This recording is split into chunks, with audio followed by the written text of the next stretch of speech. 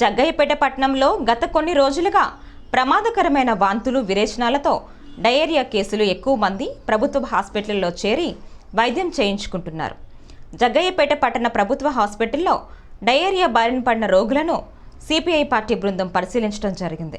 ఈ సందర్భంగా సిపిఐ పట్టణ కార్యదర్శి జూనబోయిన శ్రీనివాసరావు మరియు సిపిఐ నియోజకవర్గ కార్యదర్శి అంబోజీ శివాజీలు మాట్లాడుతూ జగ్గయ్యపేట పట్టణ మరియు నియోజకవర్గ పలు గ్రామాలలో కలుషిత నీరు త్రాగటం వల్ల ప్రజలు కొంతమంది డయేరియా బారిన పడుతున్నారన్నారు.